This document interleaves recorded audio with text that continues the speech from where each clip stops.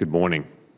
This is the second in a series of hearings the subcommittee will hold examining the issues and solutions surrounding federal regulations. I want to welcome our witnesses. Thank you, gentlemen, for being here today. We're fortunate today to have two witnesses who are experts in the field of administrative law. I thank you for your thoughtful written testimony, and I look forward to speaking to both of you.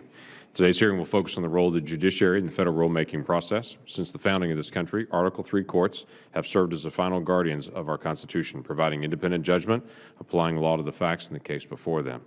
In the landmark decision of Marbury v. Madison, Chief Justice John Marshall articulated the role of judicial review, declaring it is emphatically the providence and duty of the Judicial Department to say what the law is. From that moment forward, it has been established the courts are entrusted with the duty to invalidate laws that are incompatible with our Constitution. However, as the administrative law state has expanded, the courts have deferred more and more to agencies, substituting agency judgment for their own. As a result, the modern administrative state has blurred the lines that once separated the legislative branch, the executive branch, and the judicial branch. For example, more and more frequency, we see examples of the executive branch agency that creates rules, interprets the meaning of those rules, and enforces those rules according to their own interpretation. We must ask fundamental questions about the constitutionality of such a scheme. In the realm of administrative law, Congress clearly intended for the courts to review delegated agency action. The Administrative Procedures Act requires the courts to decide all relevant questions of law and interpret constitutional and statutory provisions. Today, we have an opportunity to consider these and other issues in an effort to examine the proper role and duty of the courts in the federal rulemaking process.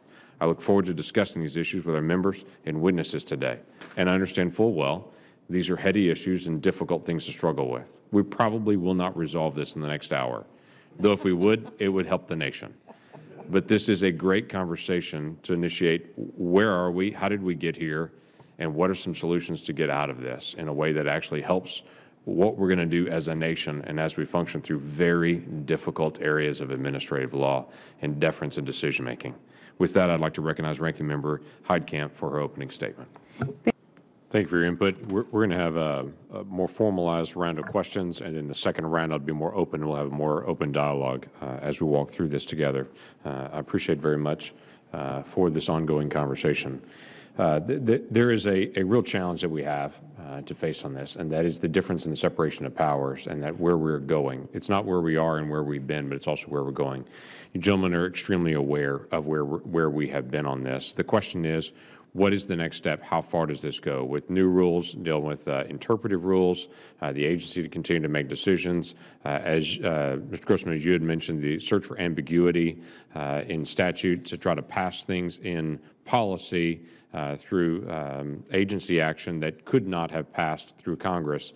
It seems to be an ongoing push happening with agencies, and now the challenge is, does this continue to go this way? My opening question to you is, do you see that pattern where the agencies are seeing more of the gaps than they are seeing what to actually do with an existing statute? Mr. Chairman, once the genie is out of the bottle, I think it's very difficult to put it back in. And what we've seen of late is agencies, to varying extents, abandoning the traditional understandings that served as a restraint on agency power. It was always the view that big policy decisions, and there's some disagreement over what necessarily constitutes big, but that big decisions were channeled through Congress. And there were political reasons for that, but there were also reasons of simple restraint and understanding. Those informal understandings weren't necessarily things that were expressed in clear statutory text. They're there by implications, and they reflect the inherent authority of agencies. In other words, the boundaries of their actual power that Congress has authorized them to exercise. When those limitations, those traditional understandings fall away and the courts are sometimes wary of enforcing them, although sometimes they do, the agencies in many instances have taken that as a carte blanche to undertake questions that previously would have been channeled through Congress. So yes, I think that we're going to see a lot more of this, and I fear that it's something that's going to occur not just in Democratic administrations, but also in Republican administrations. I don't see how you go back. I don't know how that affects the predictability of law and of regulations to do business and to do investment. That's the concern, is if it's a Democrat executive and all the regulations suddenly turn this way and then a Republican executive and everything shifts back the other way, there's no stability and predictability. You can no longer go to Congress and try to get some insight of where we're going in policy. It moves by the whims of the executive. And that, to me, is a real concern for planning and for business and for our free market system, quite frankly. The predictability and the boundaries of that is very significant. Let me just bring up for instance.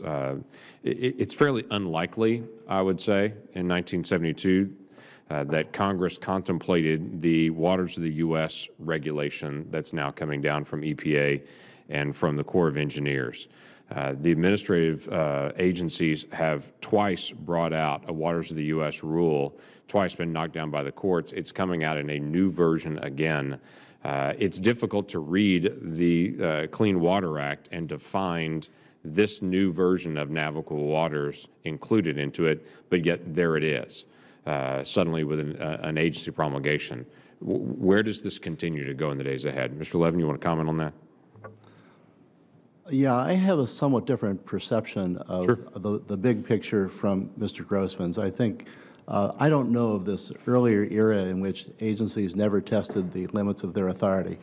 I think they always have done it, and it is what an executive agency naturally would do, and it is therefore the role of the courts to bring some appropriate standard of review to bear in order to provide some check on what they do.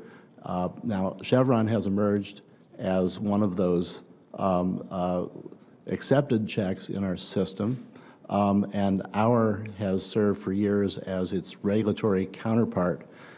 In the days when Chevron first came out, it was promoted primarily by Republican-appointed judges. Mr. Grossman points this out in his testimony. It was hailed as the right way to go.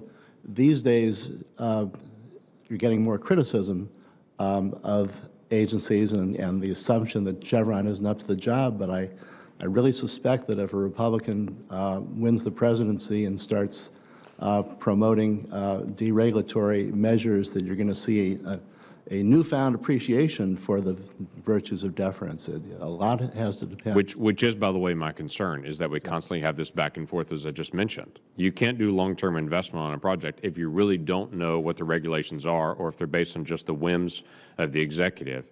Originally, we're basing everything on statute, and now it becomes who's the smartest person. The courts seem to have this new approach, and you can correct me if I'm wrong here, but the approach is, you know more about this subject than I do. I'm going to defer to you because you have greater knowledge and insight on this subject, but that also assumes that they've taken into account all the rest of it. Notice and comment is not just about acquiring quantity and saying you've done your due diligence because you have 1,000 different letters that you've responded to and you know more about this subject than I do. There seems to be more to it than that in the notice and comment and the interaction between, does this line up with the statute? Is this what is the least expensive, best available? I mean, all the different dynamics that we have with administrative law that you know extremely well. That's the ongoing challenge, is where does this go? Right. So I think we have the rulemaking part and we have the judicial review part. The rulemaking process does have built-in steps in it, as you described. The judicial review part comes in as a check based on some standard of review. The Chevron test, or our test, is generally seen among administrative lawyers as the relatively predictable standard of review.